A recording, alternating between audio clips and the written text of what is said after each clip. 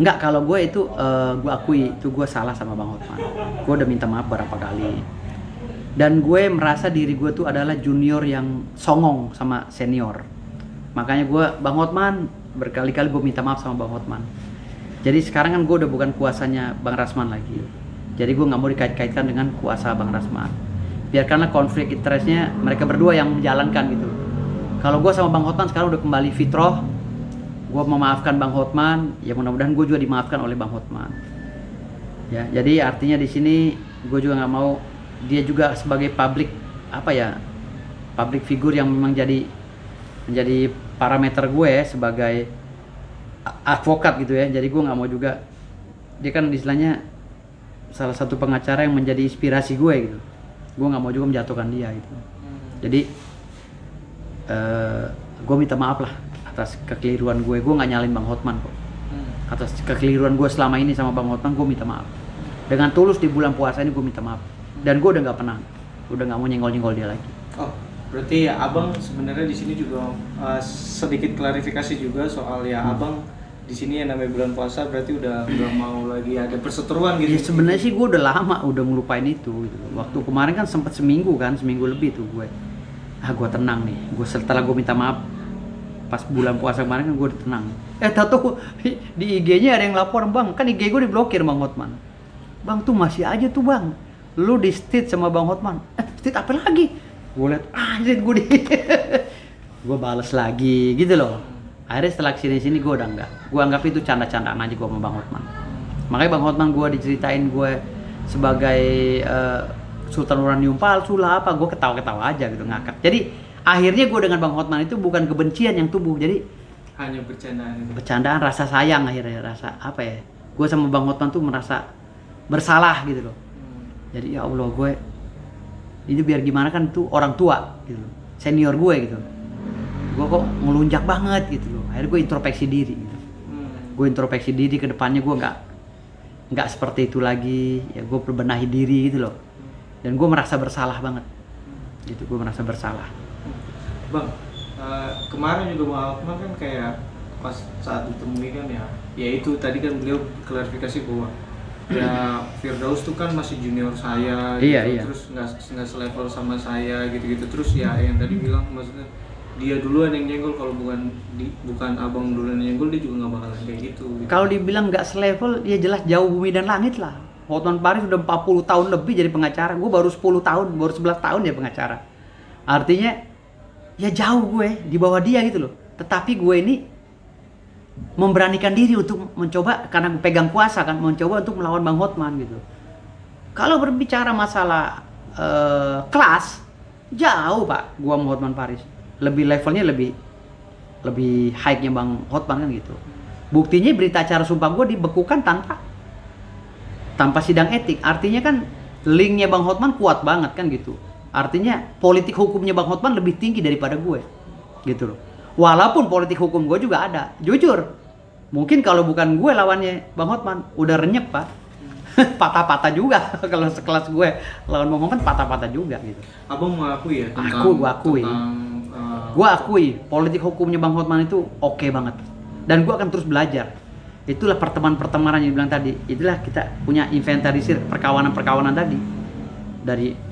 Kan dia banyak temannya tuh. Pengusaha high class 9 naga temen dia ya kan. Bahkan Pak Prabowo presiden kita kan pengacaranya beliau. Kan gitu. Artinya politik hukumnya udah the good father kalau tuh orang. Bener kata dia, good father politik hukum. Tapi kalau teori hukum mungkin kalah sama gue. Tapi kalau politik hukum, gue sendiri pun untuk melawan dia agak kewalahan. Karena dia megangnya 9 naga dan Pak Presiden gitu loh. Tetapi gue, walaupun gue merasa kecil junior dia, tapi gue berusaha untuk melawan dia dengan sebisa gue. Dan akhirnya gue mampu juga gitu kan. Gitu. Nah ini membuat pelajaran bagi gue dan membuat pelajaran buat Bang Hotman juga, bahwa kan dia sendiri yang ngajarin kita bahwa dia pernah ngelawan OCK Ligis. Padahal OCK Ligis itu adalah panutan dia kan gitu. Dan dia bilang kalau kau bisa melawan fans kamu di dalam dunia advokat, berarti kau sudah sukses jadi pengacara. Kan gitu. Lah gue sekarang lawan dia, gue kan fansnya Bang Hotman. Gue lawan Bang Hotman jangan marah dong kalau dia yang ngajarin kita kok gitu. Intinya kalau memang membela bela kebenaran terus ya bang ya. Terus. Nggak pandang bulu itu. Nggak pandang bulu.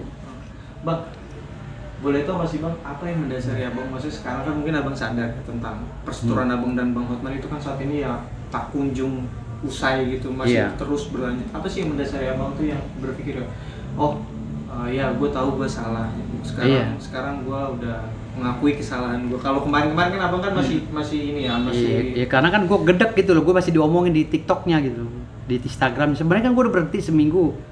Lagi-lagi gue yang diomongin, gue kan berharap mudah-mudahan Bang Rasman yang diomongin, jangan gue lagi gitu. Bukan ngomongin Bang Rasman, gue lagi kan dia sidangnya sama Bang Rasman. Dan gue udah putus kuasa gitu loh. Jadi gue kesel lagi, gue ngomong lagi, lama-lama gue introspeksi, dapat masukan terus dari ibu gue, jadi ya mak gue ya susah gitu loh. Mak gue pikirannya susah, jadi akhirnya gue coba redam. Ya bener juga sih setelah gue pikir-pikir, dapat masukan dari istri, anak ya kan. Kan anak kan istri gue nontonin video gue kan, ini kamu nih yang salah duluan, kamu sama kayak gitu-gitu. Gak boleh gitu sama orang tua yang lebih senior gitu. Oh berarti emang ada dorongan dari keluarga? Dari keluarga juga semua pada ngomong gitu. Dan kebetulan mak gue ngefan banget sama Hotman Paris gitu. Mak gue dari dulu kan ngefan sama Hotman Paris, jadi mak gue selalu telepon, kamu awas ya, kayak gitu-gitu. Bang, ada dampak nggak sih bang ke keluarga bang tentang perseteruan abang sama bang Hotman? Enggak sih, enggak ada dampak. Dampaknya paling ya gue diputus kontrak sama 10 perusahaan kan gitu. Dan penghasilan gue ngedrop kan gitu. Penghasilan gue ngedrop gitu kan. Oh, beberapa finansial, beberapa perusahaan yang kontrak gue akhirnya mutus kontrak karena gue dianggapnya udah tidak jadi pengacara lagi kan, karena sumpah gue dicabut, dibekukan kan gitu.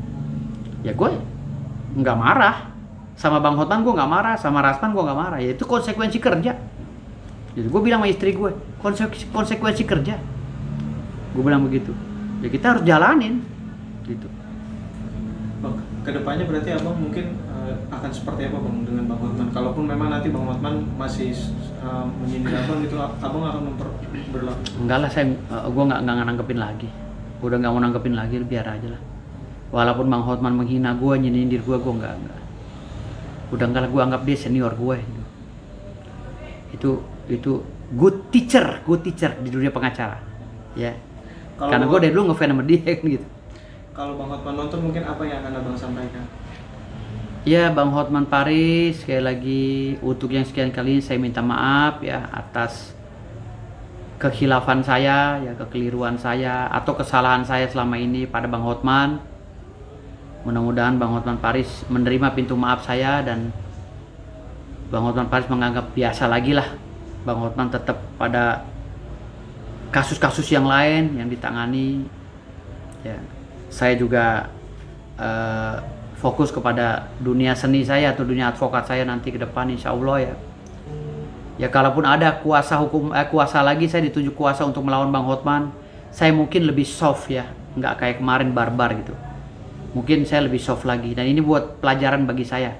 Biar ke depan saya menjadi pengacara yang lebih beretika gitu. Baik kepada senior maupun kepada junior gitu. Oke. Bang,